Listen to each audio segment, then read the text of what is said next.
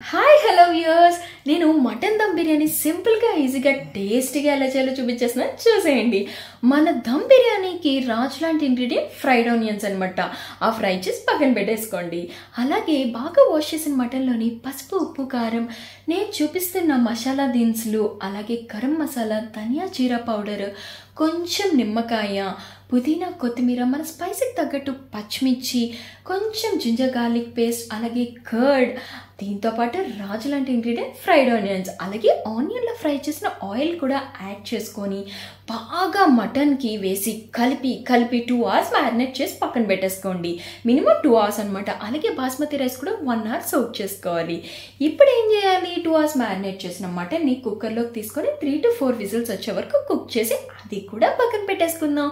ఇప్పుడు మనం rice boil అవ్వడానికి ఒక బాండీ తీసుకొని అందులో వాటర్ వేసి మసాలా దినుసులు, పుదీనా, కొత్తిమీర, అలాగే మన స్పైసీకి తగ్గట్టు కొంచెం పచ్చిమిర్చి, సాల్ట్ వేసి బాగా ఉడికించాలన్నమాట. అదిగోండి పొంగు వస్తుంది కదా, అలా. ఇప్పుడు మనము సోక్ చేసిన రైస్ వేసేసుకుందాం.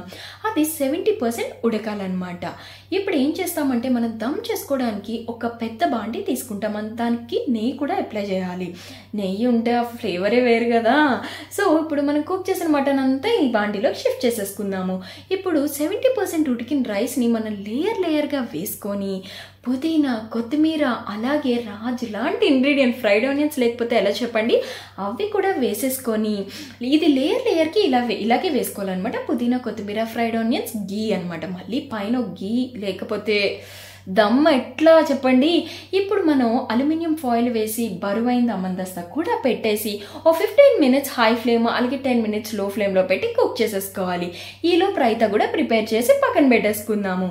చూసారు కదా, రైతా, కీరా అన్నీ వేసి మస్తు చేసిన, మీకు చూస్తేనే అర్థమైపోద్ది. ఇప్పుడు మటన్ కూడా కుక్ అయిపోయింది. పైన నేను మటన్ గ్రేవీ వేసాను అనమాట. ఇంకేముంది, ఆ రోజు మా స్పెషల్స్ నాటుకోడి కర్రీ, చిట్టిగార్లు, రైతా విత్ మటన్ దమ్ బిర్యానీ. ఈ టేస్ట్ చేయడానికి రెడీగా ఉన్నామన్నమాట. అసలు చెప్తూ ఉంటేనే నోరు ఊరిపోతుంది. సో బాగా మిక్స్ చేస్తాను. చూసారు కదా, అసలు అన్నము పలుకు అలా వచ్చింది, అసలు విరక్కుండాని. ఇంకేముంది, ఈ ప్లేట్లోకి సర్వ్ చేసుకొని సో మా ఆయన నేను టేస్ట్ చేయడానికి రెడీగా ఉన్నాము. మా ఆయన్ని అడిగాను ఎలా ఉందంటే ఇంకా సూపర్ అని మనకి రివ్యూ కూడా ఇచ్చేసారు. మీరు కూడా ఇంట్లో ఇలాగే ట్రై చేసుకోండి. బాయ్.